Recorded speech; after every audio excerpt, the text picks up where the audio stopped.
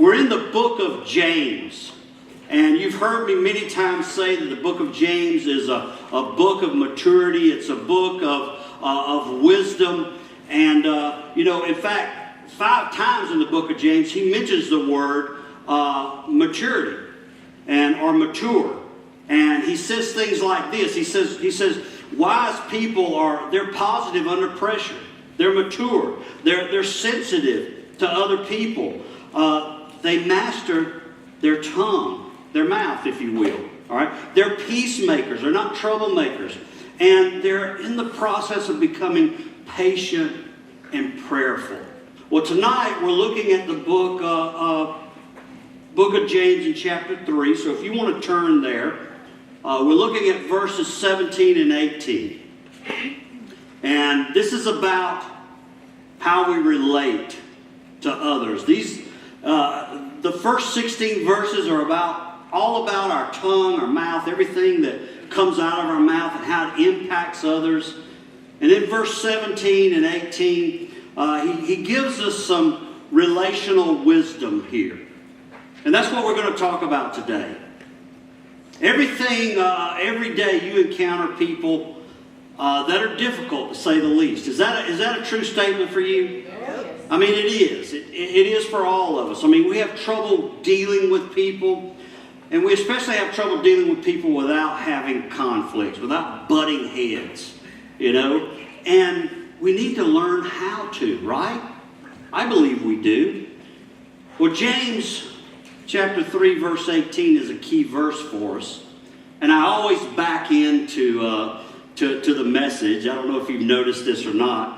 But I'm starting with verse 18 and not verse 17. In verse 18 he says, those who are peacemakers will plant seeds of peace and will reap a harvest of goodness. In every relationship, every single day, you're sowing seeds. I don't know if you realize this or not, but you're sowing seeds of anger or conflict, or you're sowing seeds of trust or seeds of peace, if you will, peace and harmony.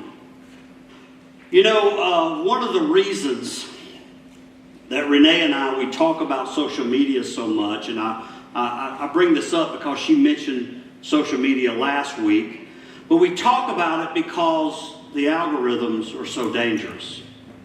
They're designed to produce maximum engagement by drawing you into conflict. That's the design. Just to draw you into whatever. It really plays on 2 emotions that you have, fear and anger. All right? And this was revealed by MIT, Massachusetts College of Technology, or Institute of Technology, in the almost 2,500 lawsuits against Mark Zuckerberg and Meta. In March of this year, a jury found that both Meta and Google were negligent. And they had all kinds of professionals that testified, psychiatrists, psychologists, medical doctors, and they deemed these algorithms, and I quote, dangerous and often result in divisive, sensational, and harmful real-world consequences, amplified misinformation, racial bias, and overall mental health issues. Now, these algorithms, they're designed to play on your fear and your anger. That flight or fight response that you get naturally, that God instilled in you. And they activate your stress system. I don't know if you realize this or not, but they cause both physical and emotional stressors. See if you have ever encountered any of these, if you've been on social media, Facebook, Instagram, TikTok, Snapchat, whatever.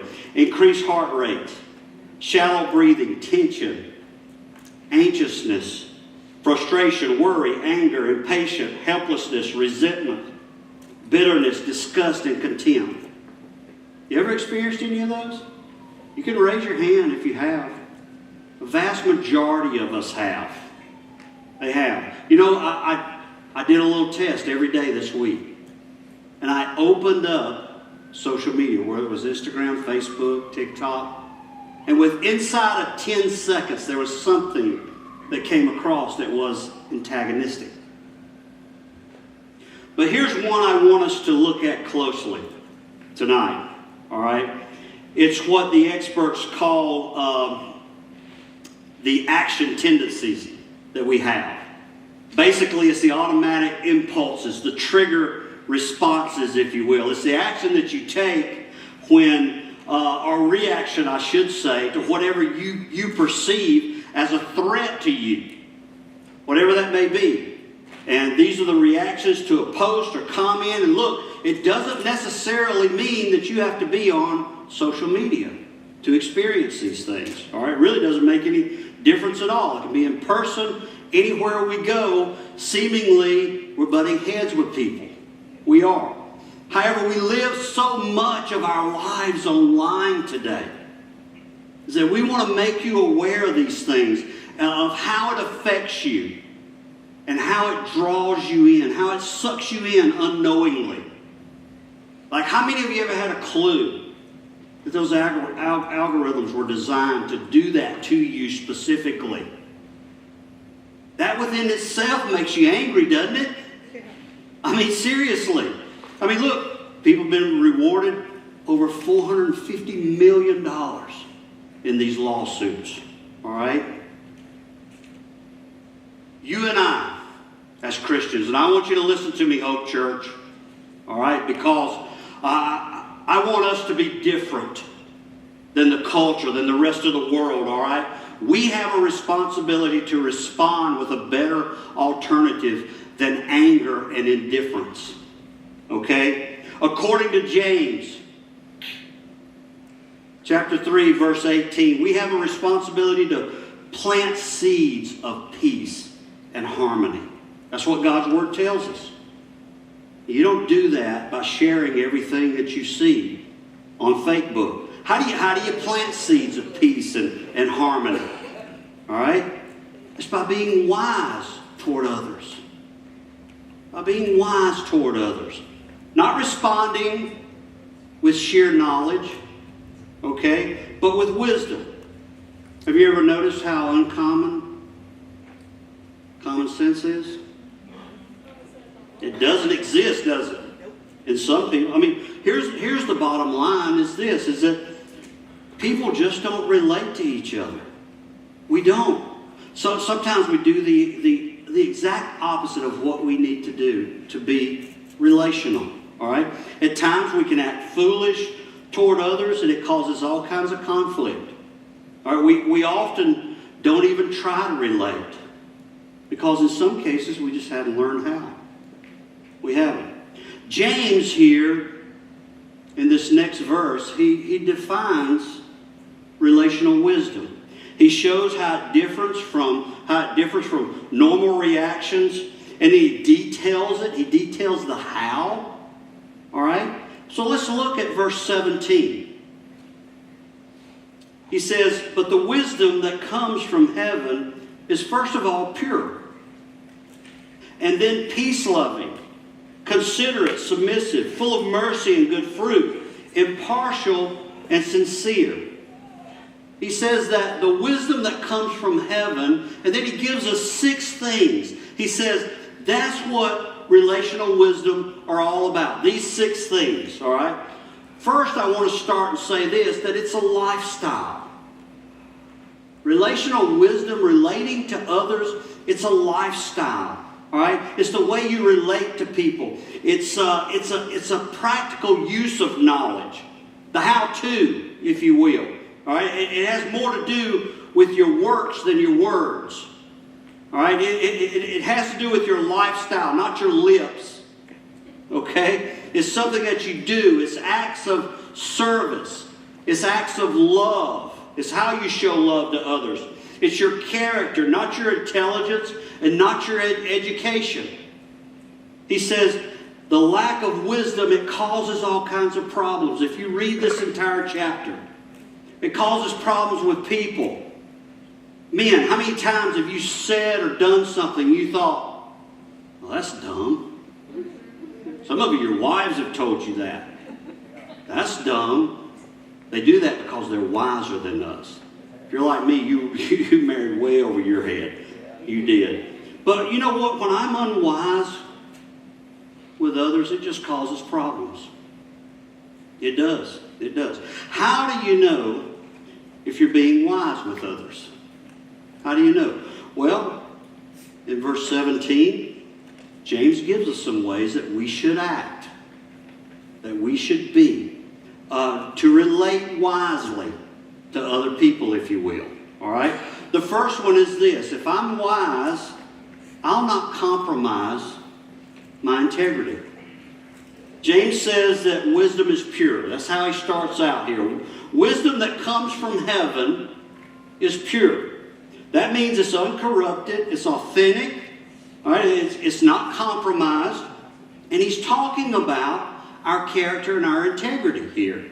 All right? If I'm wise, I'm not going to betray you. I'm not going to lie to you. I'm not going to cheat you. I'm not going to trick you. I'm not going to take advantage of you. I'm not going to deliberately mislead you or mistreat you in any way. Now, why do you think that this is at the top of the list? Why do you think he broke out here and said, hey, wisdom that comes from heaven is first pure? Because of this. Your character and your integrity is the very makeup of your soul. It's the one thing that when you stand in front of God, it's all you're going to have. That's it. That's it. It's who you are when nobody else is looking.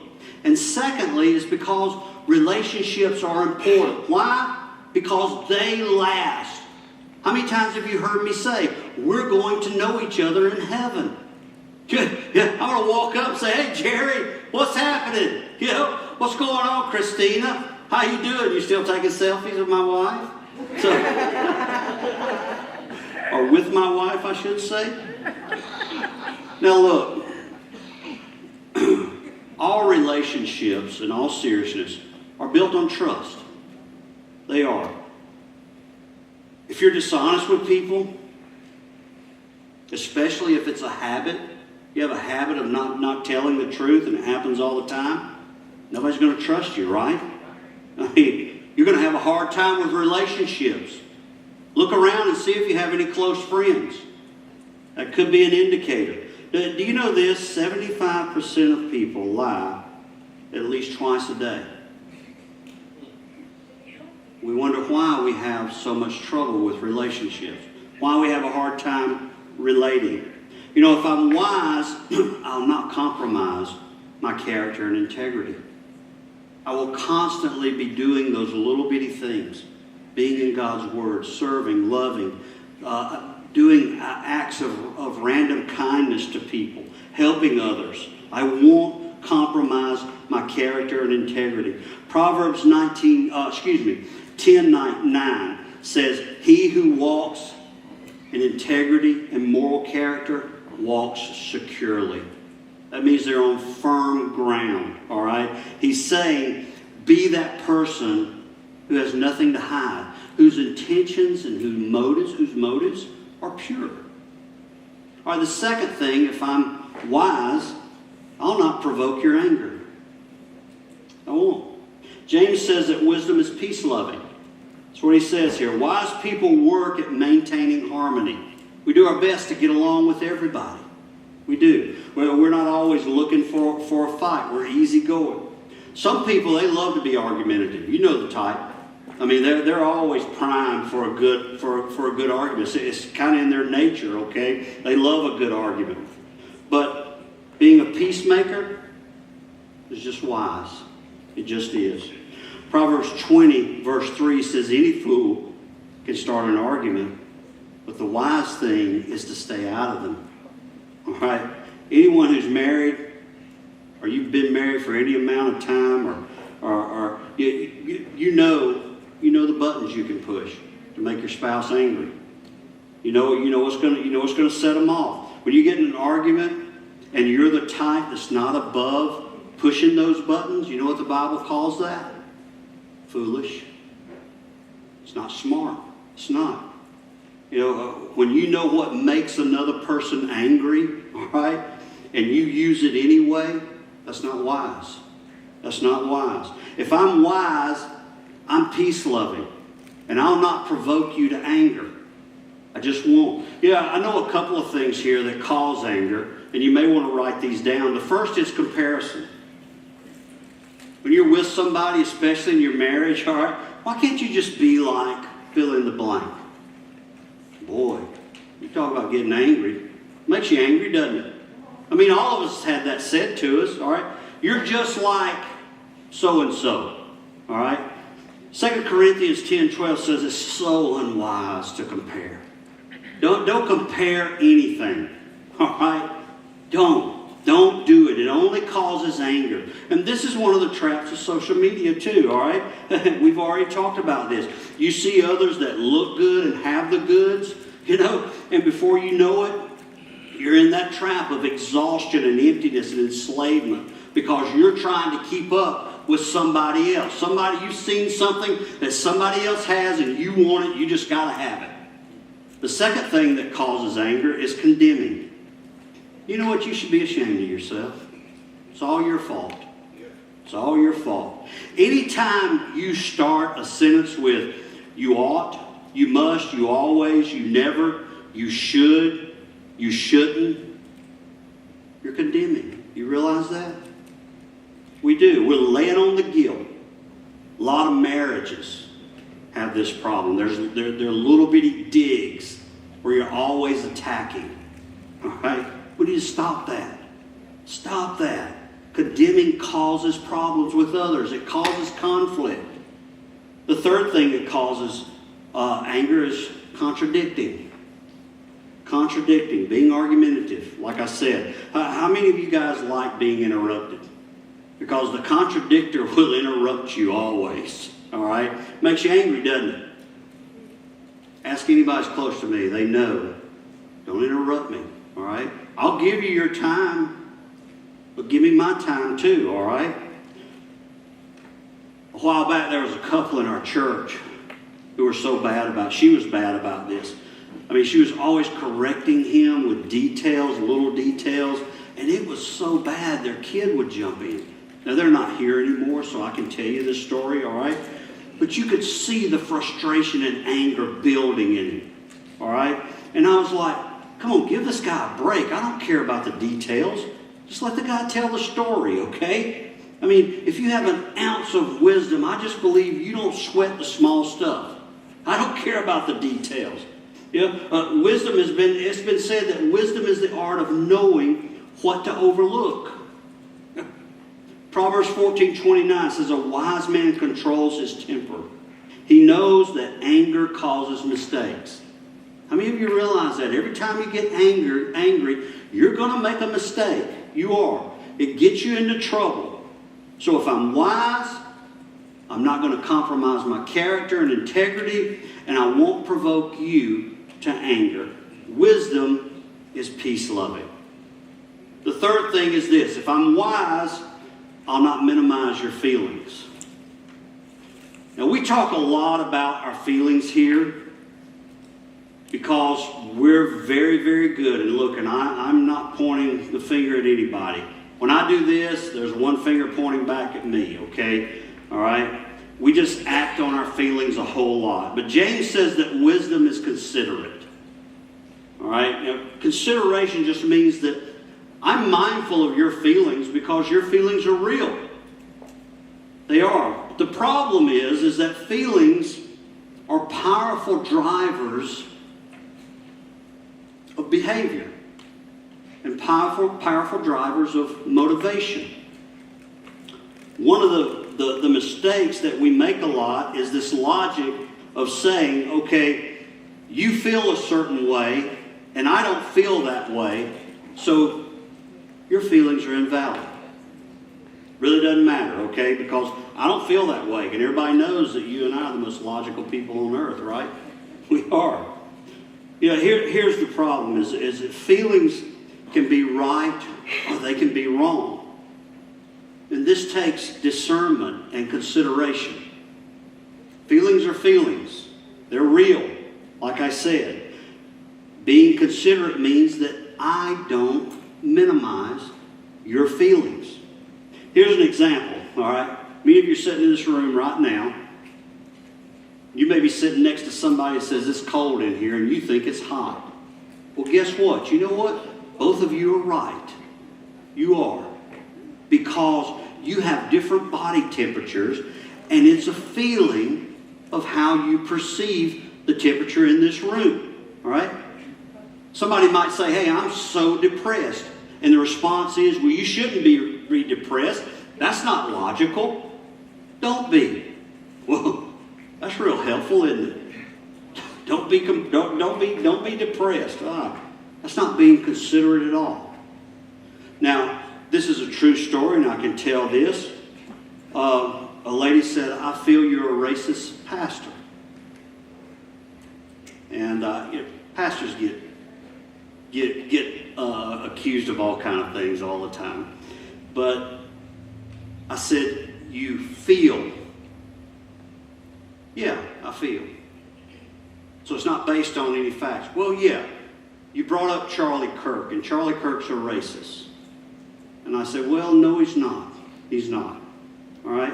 And I said, you must have been out when I mentioned Ahmaud Arbery, the murder of Ahmaud Arbery and Breonna Taylor. Those are two names that you've forgotten 5-6 years ago. All right? And I quickly told this young lady that your feelings were wrong because they weren't based on facts. And I went on to explain that we have a team here that monitors our culture. It's called cultural communities. And this is the statements that we use to monitor the culture here at Hope. At Hope, it's always our desire to be the all-nations congregation that Jesus wants us to be. What that means is we want every biblical color represented here at Hope Church. Black, white, red, brown, and yellow. That's the 5 biblical colors of people listed in the Bible. All right? And we do that, we monitor the culture by offering space and grace for all people groups to find tangible hope and true purpose in Jesus Christ. And we do this by promoting unity, not diversity. All right? Currently, there are almost 13% of our regular attenders in this congregation weekly are non-white individuals. That is a full 6% above the national average in churches. You realize that? And look, at Easter, 25% of the people who came were people of color, non-white. Non-white. Here's my point, is that we have to be careful when we use our feelings and make accusations, all right? We need to be sure that they're based on facts and not feelings. Some of your feelings are factual. They're real, all right? But here within lies the problem, is that feelings, more often than not, aren't reliable because they aren't based on facts. They're just feelings, okay? They're subjective. However, they're real. The feelings that you have are real. They are. The Bible says that I'm wise if I don't minimize your feelings. I always take them into consideration and discuss them with you. This is one of the things that I love about Celebrate Recovery, because in Celebrate Recovery open share groups, a person gets the floor, and for 5 minutes they get to share how they feel with no interruptions, and nobody gets to interject. And I love that. I love that. All right?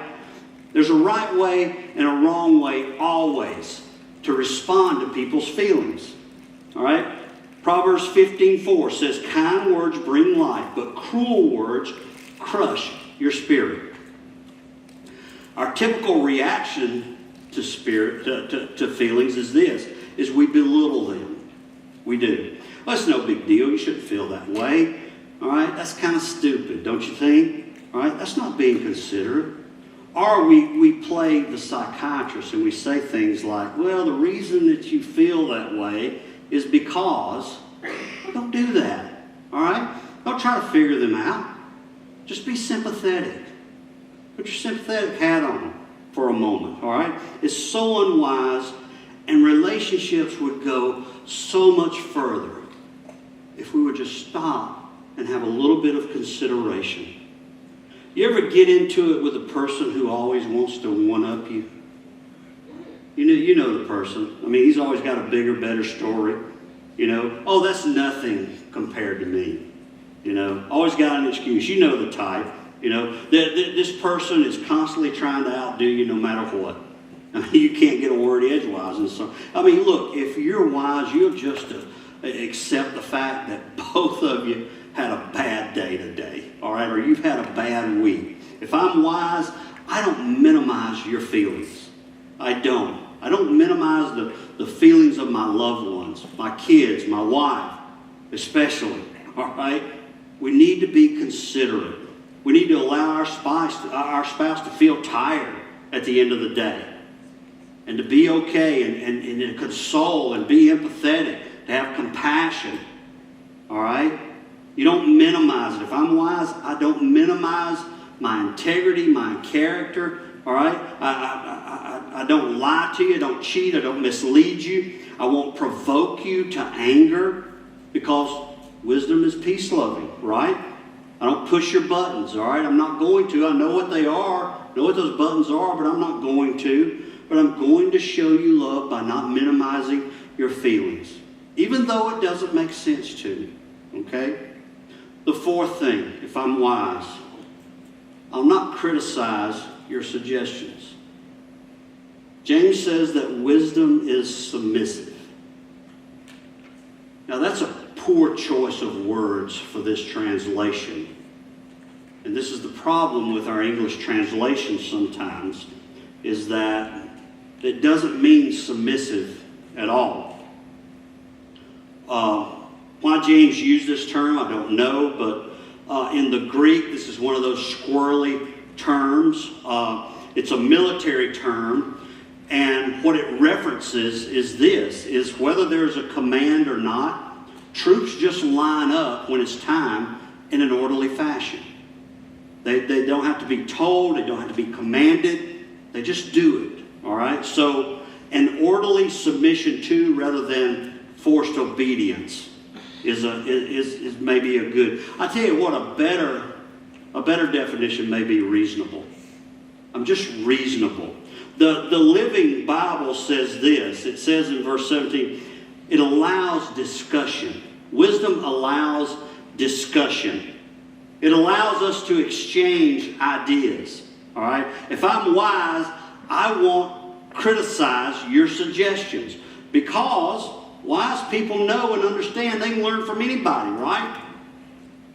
They're reasonable, all right? They're not defensive. They're teachable. Wise people are open. If I'm wise, I'm reasonable. I'm a listener. Both my ears are open. I'm attentive. I'm looking at you, all right? Are you reasonable? Are you open to discussion? Are you open-minded? Are you closed-minded? Most of us, we're so sensitive to criticism and to suggestions that we miss out.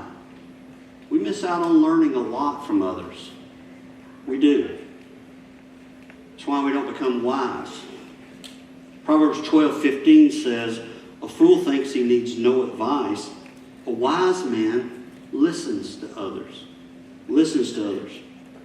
Here's a couple of ways to handle criticism, and this has worked for me for the last 36 years.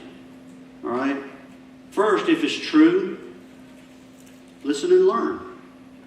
Because sometimes people are constructive with their criticism. If it's untrue, ignore it. Ignore it and forget it. But you don't have to accept every criticism, but I think you ought to listen to it. All right? And I think you ought to evaluate it. Is it true or not? Is it true or not? If I'm wise, I won't criticize your suggestion. You know what? It might be the next great idea that moves me forward in life. Could be. What if somebody gave you a suggestion that's worth $1 million and you didn't listen to it? Ouch. You know? And two, you should have the prerogative to change your mind. All right? If you're not changing your mind, it says, hey, I'm just not growing. I'm not. President Lincoln, he was famously known for his adaptability, but also for his willingness to change his mind on policies when he was presented with new information. And he was ruthlessly criticized for this. He was told, hey, you change your mind from one day to the next. And you know what he said? He said, I don't think much of the man who's not wiser today than he was yesterday. You can learn some things and change your position. You can. Give people the freedom to do that, to change their mind. But be submissive. All right? Submit and be reasonable. Be reasonable. 5, if I'm wise, I'll not emphasize your mistakes. I won't make a big deal out of them. James says that wisdom is full of mercy. That's what he's talking about here. Do you jump on every mistake or every fault that somebody has when they flub up all the time? You know, do you ever let that kind of stuff go? Or do you use it against people? Do you use it as leverage? Jesus says, if I'm wise, I won't emphasize your mistakes. That's mercy. That's mercy. Proverbs 17:9 says, love forgets mistakes. Nagging about them parts the best of friends. Real friends don't rub it in, they rub it out. They do. They don't keep harping on mistakes. A wise person is full of mercy. They don't bring up the past over and over again. Okay? What's mercy? Mercy is kind of like grace, all right? In the sense that mercy is giving people what they need, not what they deserve. All right? That's what God does toward you and me. He does. God's a merciful God. God doesn't give us what we deserve. He gives us what we need. God gave us what we deserve. None of us may be here today. You know that. God gives you what you need, not what you deserve, because He's a merciful God. And He wants us to be that way toward others. He does. That's the wise way to act. Treat people with mercy. Don't emphasize their mistakes. Don't bring up their faults constantly, their failures constantly. When somebody stumbles, you encourage them. That's the proper response. All right? James 17 says, wisdom is full of mercy and good fruit. What does that mean, good fruit? What does that mean? Well, good fruit means it's more than just talk, like I said a while ago. It's kind actions. It's not just an attitude, but it's actions. All right?